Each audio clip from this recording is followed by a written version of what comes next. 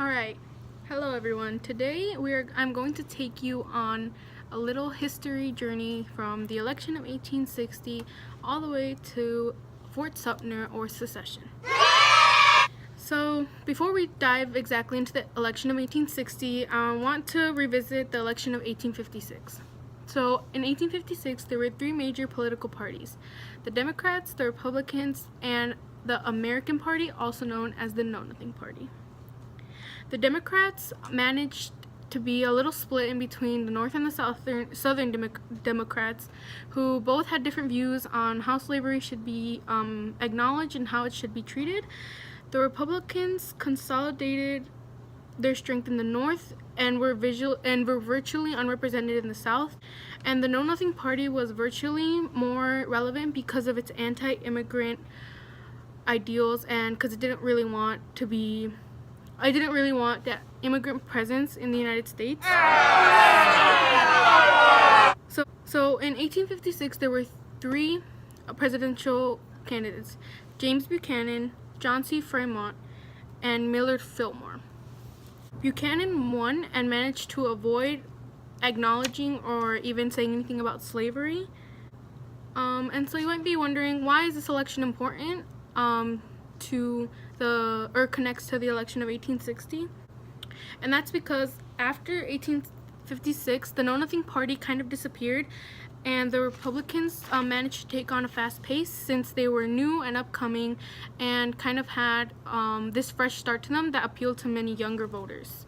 So the election of 1856 also led to a great split in the Democrat Party between moderates like Douglas, which you know from the Lincoln-Douglas debate, and Jefferson Davis, who was a radical Southerner who really wanted to push that kind of slavery. Everyone anticipated the election of 1860 to be a tight race because both the Republican and Democratic Party had very different ideals on what to do with slavery, and they were also very differing in who was running for them, because there was between like more moderate nominees and also more radical nominees. Okay, now we're going to get into the election of 1860. By now, the Lincoln and Douglas debates had established Abraham Lincoln as a national political leader. However, Lincoln himself had mixed feelings about being nominated for the presidency because he saw himself in a career in the Senate. Lincoln was not the only Republican candidate that they were thinking of putting up for presidential election. They were thinking of Governor Salmon Chase, Edward Bates, and Abraham Lincoln as frontrunners for the election of 1860. And now by 1860, the Democrats are deeply divided between Douglas and Jefferson, which I had mentioned before Douglas, our more moderate candidate in the North, who had his debates with Lincoln, and Jefferson Davis, who is a more radical Southerner and later becomes the leader of the Confederacy when they decide to secede. So now the Democrats are trying to put together candidates to send up to the presidential election. However, they cannot agree on one candidate, so they meet in South Carolina to reach an agreement. However, they don't, so they adjourn and agree to meet again in Baltimore. When they convened again, however, there was the same splits they had seen back in South Carolina, and saw really no move or no progress being made to choosing a candidate.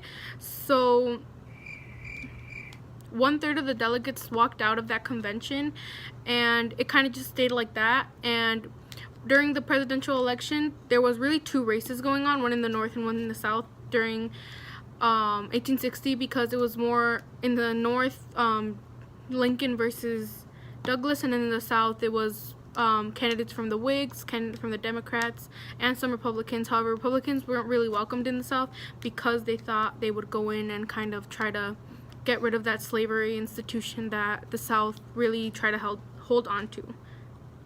Douglas's claim for really trying to win presidency was that he was the only one who could really bring both sides together with compromises, and he continued to paint Lincoln as a radical. However, Douglas tried to paint this picture, but a lot of the Republican Party had a lot of support because they attracted young voters, and their economic policy really appealed to many young voters who was first-time voters, and most of all, they were more united than the Democrats and the Whigs combined. On Election Day in 1860, the Republican victory was clear to everyone. Lincoln received only 40% of the votes, which may seem like a little, but he actually won the most votes, popular vote, than any other candidate. And he won by an outstanding 180 electoral votes, which made his election kind of a no-brainer for most of the electoral college. Lincoln's election angered many in the South and provided them with the rationale they needed to secede. They saw Lincoln as someone who was threatening their institution. And in January of 1861, Mississippi, Florida, Alabama, Georgia, and Louisiana all voted to leave the Union unanimously, and then they were followed by Texas on February 1st.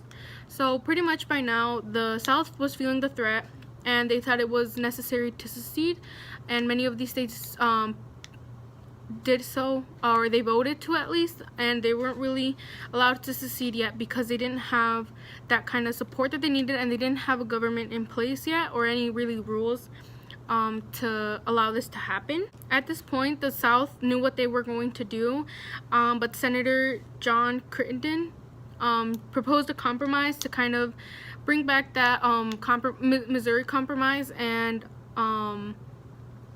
protect slavery in the states it existed, which would essentially grant the North and the South kind of what they wanted, but Lincoln refused the proposal because he saw it as if they agreed to the Crittenden Compromise, they were going to open it up for other negotiations. By now, Lincoln's only goal was to hold on to those border states that were going to grant him that kind of that vote that he needed to secure his position in the North, as well as kind of keep the South tied, because these states were industrially developed, and they also had the economy of the North. So they were really more North than they were South, but they still had slavery, which wasn't a North thing. So when the South decided that they were going to secede, many people had mixed feelings. Some Southerners wanted to stay loyal to Douglas and the North and kind of ignore these radical ideas given by these new people like Davis. And in the North, newspapers like the Chicago Tribune and even in the Tribune in New York all agreed that if the South wanted to secede, they could, but they were just gonna fail, which was essentially what happens because we all know the end to the Civil War. So Lincoln gets inaugurated on March 4th, 1861. And in his speech, he talks about how he is against secession, and he thinks that it is illegal and against the Constitution since it is violating what the ideals of the Constitution that were based off. And also he thinks that he says that he will take federal authority against the South if they try to secede or try to impose power in the South that doesn't belong to them. The North had mixed feelings about his speech. Some thought that Lincoln wasn't really setting his ideals straight and was kind of all over the place just to kind of cover up and try to get the South back in.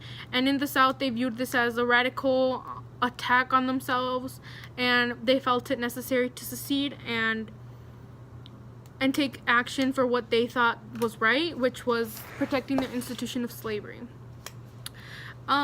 This led to Fort Sumter, which was a fort in the South, but it was controlled by the United States, which was a dramatic symbol of federal authority in the heart of the Confederacy. Soon after their vote to secede, in December of 1860, South Carolina demanded control over the fort, but the general there refused to give it to them, which was why that angered them and they took it by force. And then when the general asked Lincoln for support, all Lincoln did was send supplies and food. He didn't disagreed to give them troops because he would not fight a war against the South unless it was totally necessary, which it became because the South began to use violence, and the general had to retreat because he did not have the necessary supplies or men to defend the fort anymore. And this led to the first, you could say, battle of the United States Civil War.